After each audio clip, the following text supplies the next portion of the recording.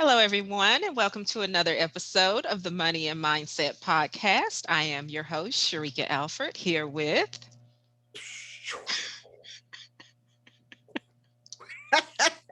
your girl. Yeah, Anntricia Bray Smith. Oh, yes, Anntricia Bray Smith is always very lovely and energetic. Uh, we are honored today to have special guest Kevin Matthews II joining us today. And he is the creator of Building Bread. He's going to talk to us a little bit about investing. Um, before I have him to jump in and introduce himself and tell us all about the services that they provide, I do want to give our disclaimer. Now, we've said it before, and Trisha and I, we are just regular everyday people. We don't give financial advice. We just tell you what you know based upon what works for us and what does not work for us. So, as always, the views expressed in today's episode is for informational purpose only and not to be taken as any type of financial advice. So, Kevin, if you would just kind of jump in here and introduce yourself to the audience and tell us a little bit about what it is that you do. Yeah, so my name is Kevin Matthews II. What I do is I make investing simple, like really simple. Started building bread in 2010, so I'm walking into my 11th year of doing this. Started my company in my dorm room at Hampton University, and been making investing simple and teaching how investing works for a while now. That sounds good to me. I can use a little bit of lesson on investment. Yeah. Right out the gate, I want to know what has been your biggest challenge or your greatest challenge in getting people to listen when it comes to investments. Oh, yeah. I would say the biggest challenge to get people to listen is that they feel like it's not something that's tangible. And people will say, well, yeah, but like I want something that I can hold and I can feel. And investing is not that. The stock market is not that. And that's what they think. But in reality, if you are investing in Apple, you can hold your iPhone. You can invest in Walgreens. You can walk into Walgreens. It's there, right? So it's not, we have a misconception about what investments are, how they work, and how they can be tangible and real to you exactly where you are. But that's been the biggest challenge to get people on board about why it's important and why it's so important to start. Now, come on, I'm just going to say it. Now, Kevin, you talk about, you teach how to make investing simple. Let's just be honest. We say investing in the stock market and you don't necessarily fit what a lot of people would envision once they think of an investor, the stuffy guy in a suit and standing there out in the middle of Wall Street. Have you had to overcome challenges of people kind of like prejudging and kind of giving you the side eye as to what it is that you're trying to teach based upon your physical appearance?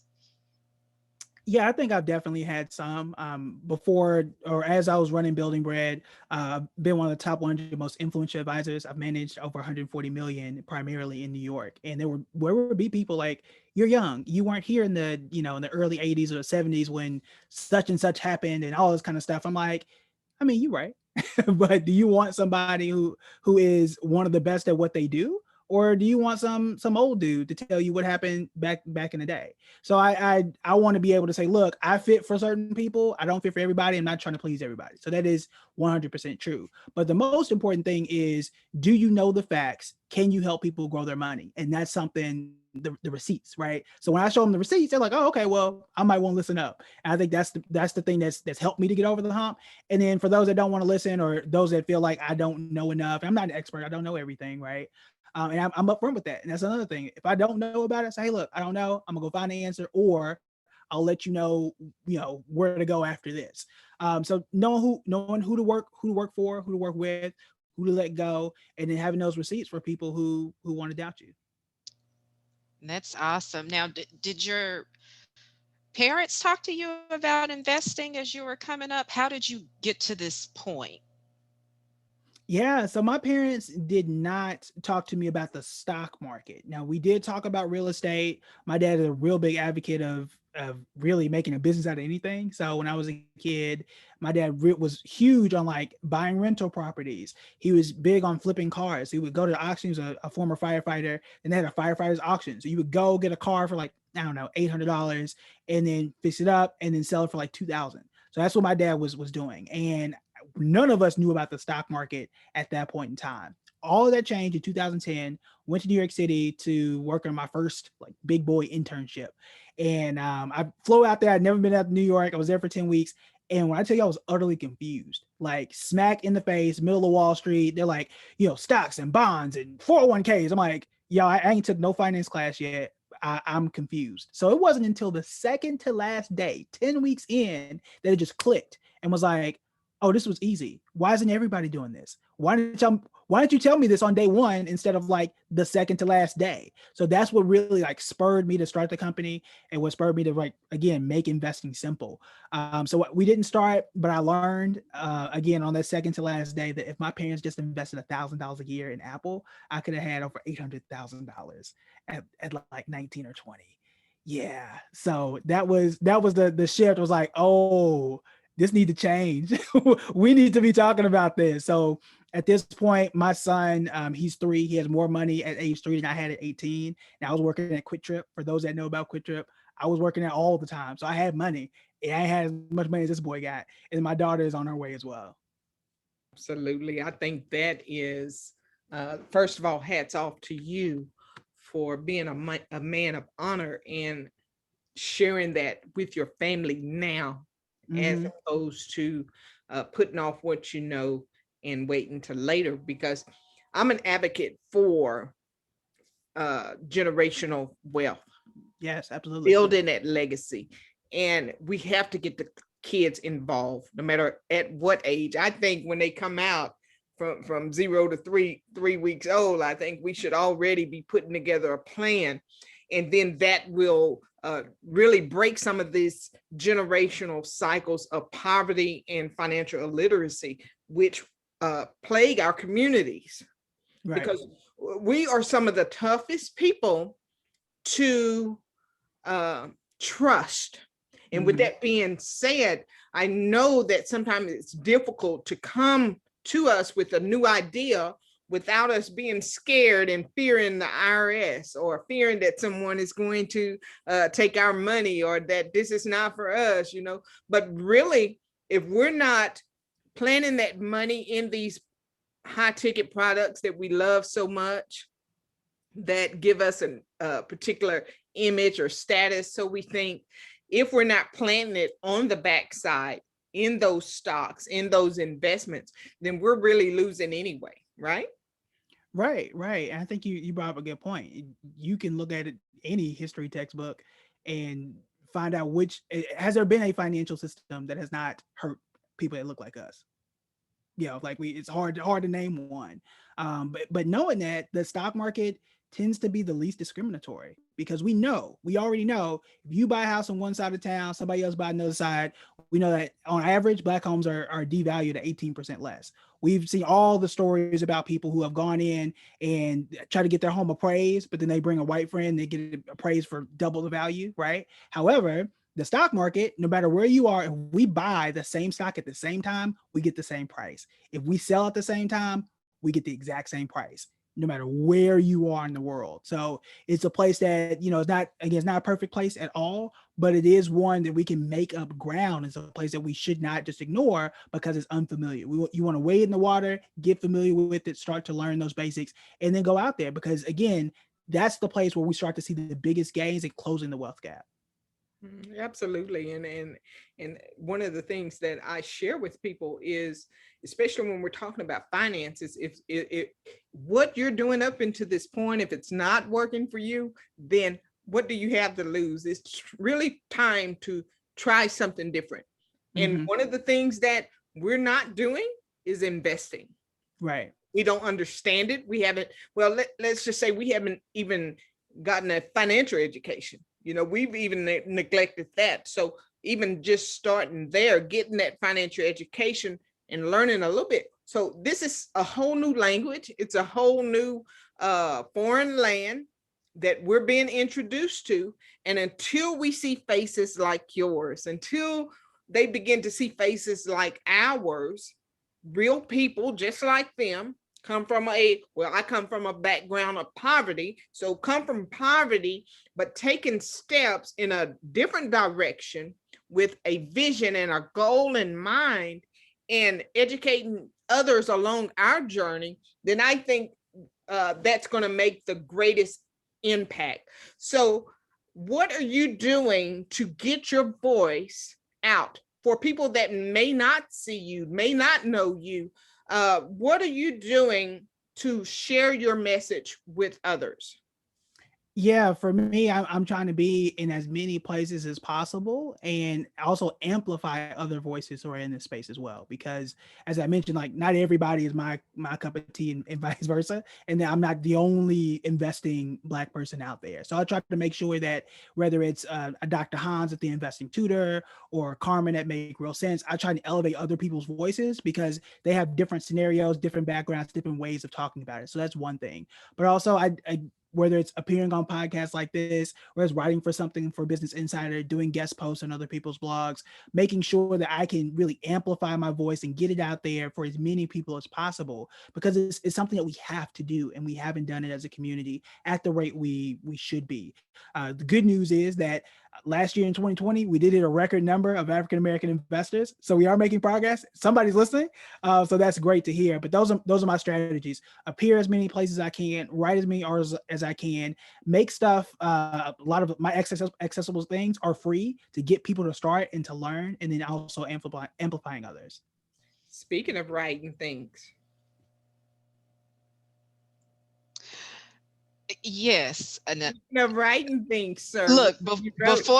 before we get into Kevin's new book, I do want to just tell folks, and I will be sure to put this in the show note link, or the link in the show notes.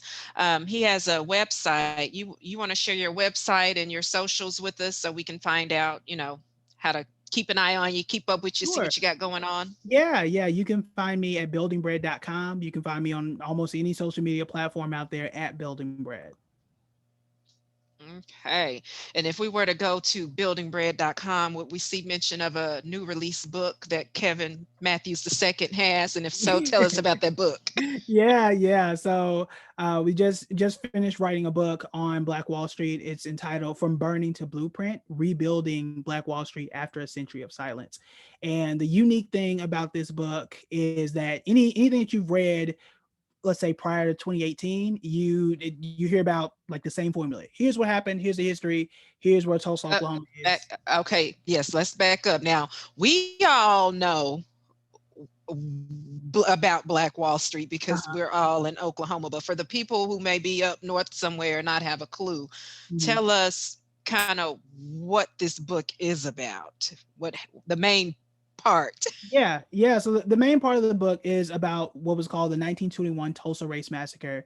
This year, we will be commemorating the 100th anniversary of that.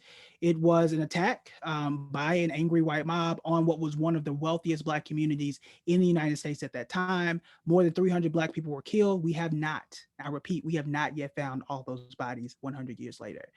After that attack, most of Tulsa, the black side of town, had not really recovered. We had more than a dozen grocery stores. We had hospitals. We had movie theaters, all Black owned 100 years ago. There are no movie theaters. We just got a new grocery store that opens up like tomorrow. Right, we're talking 100 years, and we don't have access to basic foods and services. So it's taken a very long time to recover. And the book talks about what happened, how do these things continue to happen in places like Tulsa and other places. But lastly, the difference maker is I give a very detailed plan on how to create generational wealth in the Black community. How do you rebuild Black Wall Street in the 21st century? Because it would be different. You don't see a whole bunch of mom and pop stores, physical locations anymore. So how do you do that in today's society? How do you use technology to rebuild Black Wall Street? And that's something you're not going to see in any other book about this. So we talk about the history, but more importantly, how do we move forward and how do we get back to that status of wealth? And how can they get the book?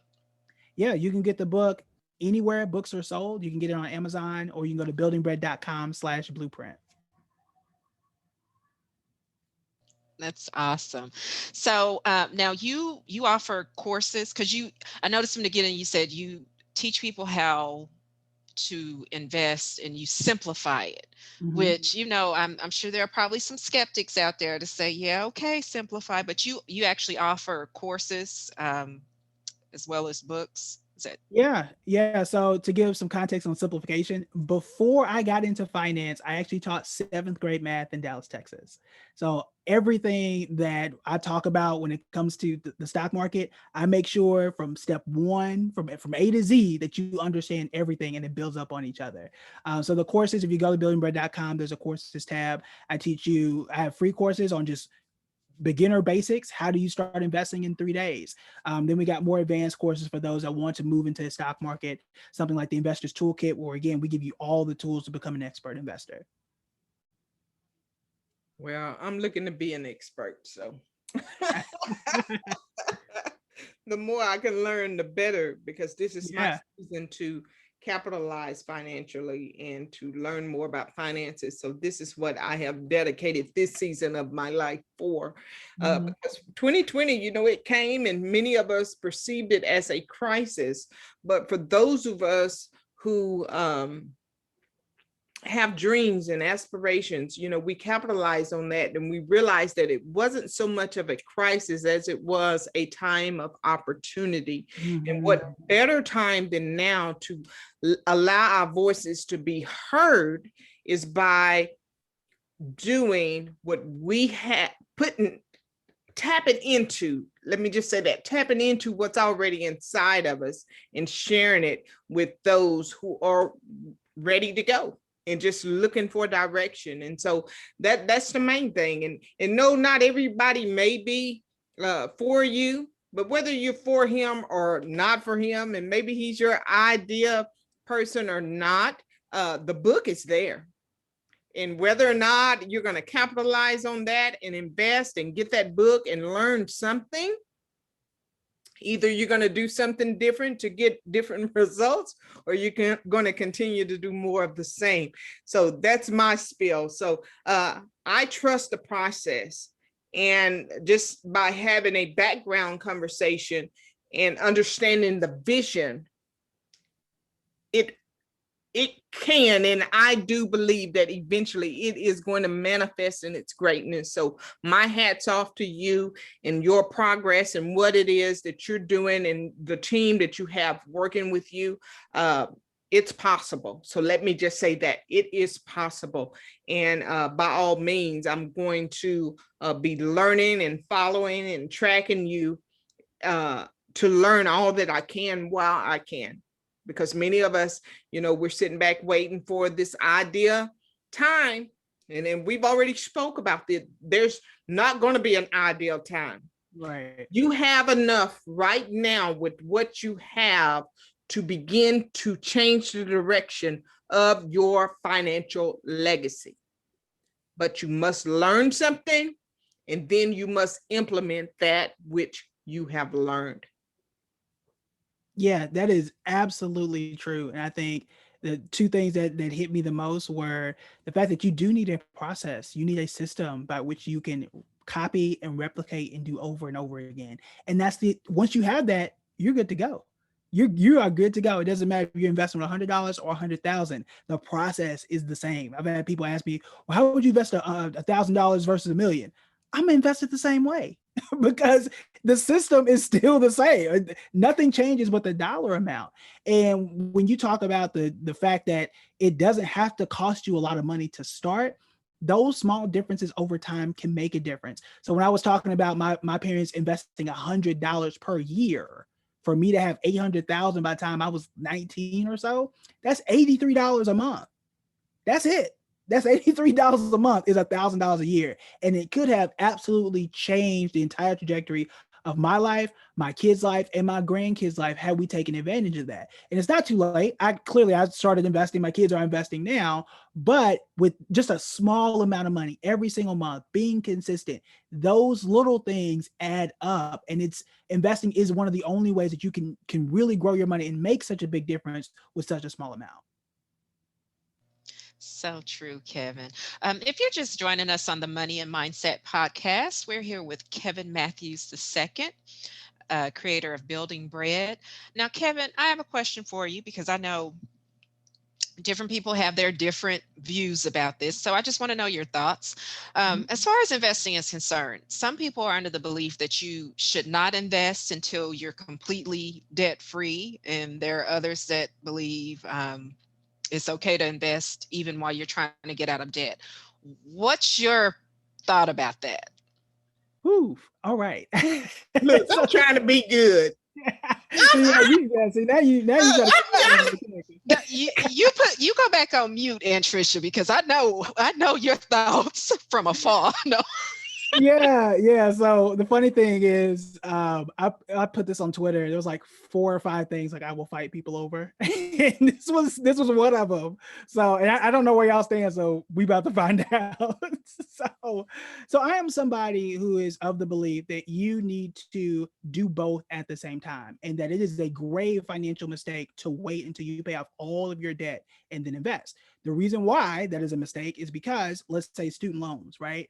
The average person pays them off in like 10 years or so. If you wait 10 years to invest, you're not going to get that time back. We're talking about compounding interest.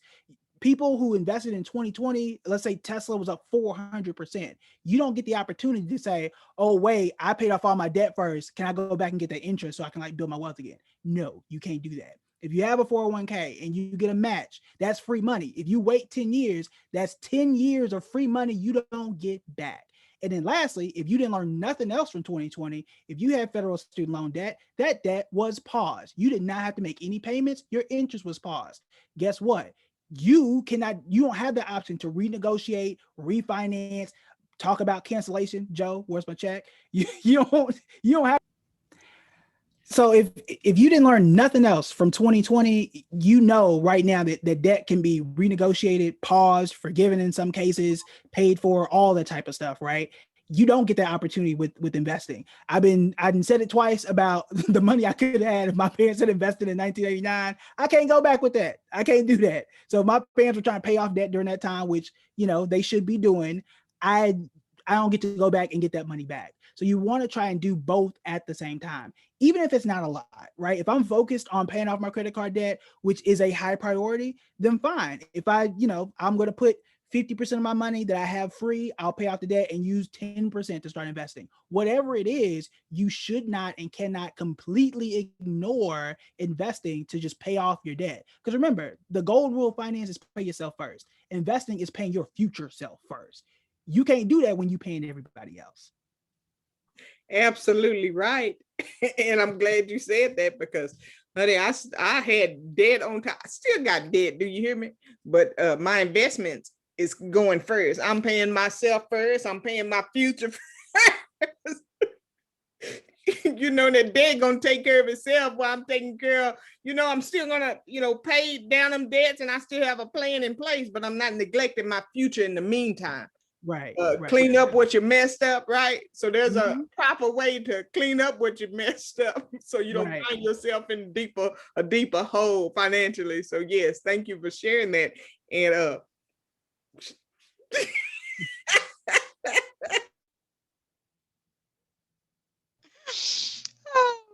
Well, Kevin, well said. And yes, we agree. I'll just say we agree and leave it at that. We have had such a good time. And Kevin, just know, I will be sending an invite for you to come back. Okay. All right. Be looking forward and expect because we want to talk about this book. And tell us again, what's the name of the book? From Burning to Blueprint: Rebuilding Black Wall Street After a Century of Silence. Okay, very good. Now, before we completely check out, for that one individual that's on the fence, that's just still kind of, I'm not too sure about this whole stock investing thing. It seems too much like gambling to me. Give us some words of advice to that individual. What would you say to that individual to kind of just get them to just come on over to the investing side? I'll say this. How many times do you think the stock market, and this is a question for y'all to guess at, how many times do you think the stock market was down from 1980 to 2021? How many times it did what? How many times was the stock market down? It has its ups and downs, but as far as I know, it's doing what it do. It goes up, it goes down. But it Right, but like always comes up. It's it always, does. even when it It drops, does. like last March 2020, I looked at my account, that graph, well, everybody's graph probably went way down here. And do you know, it was probably about a month and a half, at least 2 months later, it was way up here Hmm. and prior. So, I mean, really, in the grand scheme of things, as long as it's just a paper loss, in my world, it's never gone down. Right. So when we talk about like a down year, like a 2008. So from 1980, the stock market was only down 7 times. From 2000 to 2020, 20 years, the stock market was only down 5 times. That was it. So 15 out of 20 years, the stock market has been up over the last 20 years. So that's So number down one. but not out, right? So Exactly. Because it's down last but year, not out. Mhm. exactly. So those who invested in 2008 up until 2020 almost tripled their money by leaving it alone and allowing it to continue to grow. So if you're still on the fence, I would implore you to go back and look at the stock market history, and you'll see that almost every time we do recover from the Yeah, let back. me say, say Yeah. this. You know I ain't gonna act right. So how many times the stock market been down versus how many times you been broke, robbing Peter to pay Paul. So you add them coins up. So yeah, so it is what Yeah. it is. But yeah, so we've seen the stock market almost always recovers. Those who are consistent, and that's the key word. Those are who are consistent are going to be the real winners. My son, for example, we bought Nike at the time. It was like 2019. It was, I don't know, like $120 a share. It dropped down to 88. I was consistent. We bought it. We bought more anyway because we know Nike gonna be here. It dropped down to 65 in March when things were real bad. We bought it anyway. And then we saw once things started to recover, that boy made a whole lot of money because it went from, we started picking up at 65, it shot to 130. I'm like, my son nearly doubled his money by just staying consistent, and that's just across the board. So you're gonna be shocked if you're looking at every day. The stock market is not supposed to be an everyday thing; it's an every decade thing. Where you put it in, you're allowing it to grow, and you really start to see that wealth after several years of being super consistent. Awesome. And Awesome. don't put all your eggs in one basket when you Yeah, trying to don't do mix it. over them eggs. Come on now. Spread it out. Be Spread it smart about Diversify. your education. Connect with Kevin. Get your education. He says some of his resources are free. Reach out, get a conversation. If not with him, with somebody, even somebody in your community can share. I don't know much, but I can share some information. Come on now.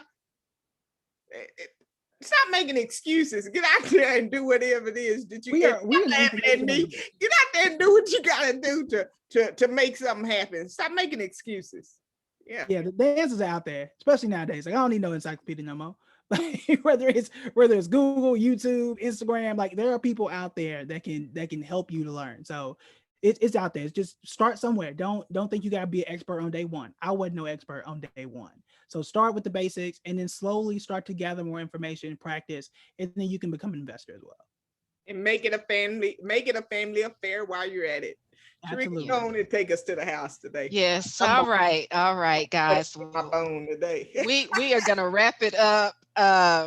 Kevin, thanks again. And to our audience, hey, download this episode to listen to it later. Share it with your family and friends because we're all in this together. Okay. So until next time, take care.